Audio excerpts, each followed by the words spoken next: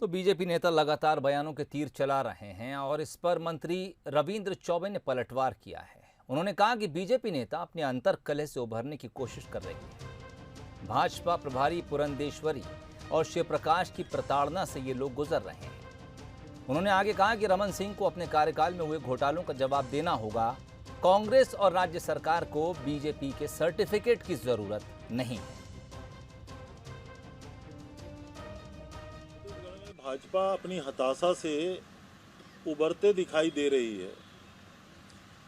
भाजपाई 5 की संख्या में प्रेस कॉन्फ्रेंस करने एकजुटता दिखाई दिए, वो एकमात्र कारण है कि उनके राष्ट्रीय सचिव का बार बार उनको प्रताड़ना मिल रही है कि छत्तीसगढ़ में भारतीय जनता पार्टी कोई काम नहीं कर पा रही है। दूसरी बात, हमारे वायदों के बारे में भारतीय जनता पार्टी से सर्टिफिकेट लेने की कांग्रेस को, हमारी सरकार को कोई ज़रूरत नहीं है।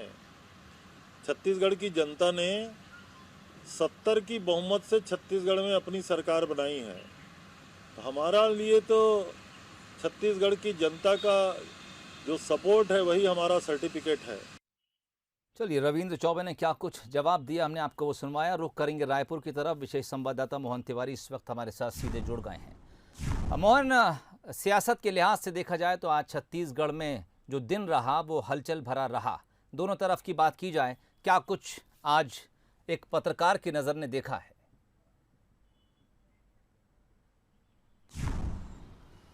देखिए, जैसे कि हमने पहले भी इस बात का जिक्र किया था कि आज वो तारीख है जो कि किसी भी सरकार के कार्यकाल को आधे हिस्से में अगर बांटा जाए तो वो समय आज खत्म होता है। ऐसे में आज के बाद से चुनाव की उल्टी गिनती राजनीतिक लिहाज से शुरू हो जाती है और इसीलिए राजनीतिक दल कल से एक्शन मोड में आना चाहते हैं। इसी की वानगी आज बयानों के तीर के रूप में सामने आई है।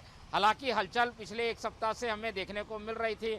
लगातार कांग्रेस और भाजपा के जो आयोजन हैं वो देखने को मिल रहे थे, जिसमें एक दूसरे के ऊपर ये आरोप लगाते हुए राजनेता दिखाई दिए थे कि किसने अच्छा काम किया और कौन अब अच्छा काम कर रहा है। तो लगातार आयोजनों और अभियानों के जरिए कांग्रेस और भाजपा अपनी बातें पिछले कुछ दिन से रखते आ रहे हैं, जिसमें महंगाई को एक अहम मुद्दा बनाकर जो कांग्रेस है वो सड़कों में दिखाई दी थी। बीजेपी ने कोशिश की है कि 2.5 साल के अब तक के कामकाज की विफलताओं को लेकर वो लोगों को तक जाए। इसीलिए हर मोर्चा प्रकोष्ठ को अलग अलग जिम्मेदारी प्रदर्शन की दी गई है और वो प्रदर्शन भी आज से हमें देखने को मिल रहा है। आज से जो बयानों में एक खास बात दिखाई दी वो ये कि अब तक 2.5 साल में सरकार ने क्या काम किया है और क्या उसकी नाकामी है। तो इस पूरे मामले को लेकर आज बीजेपी ने संयुक्त प्रेस कॉन्फ्रेंस की।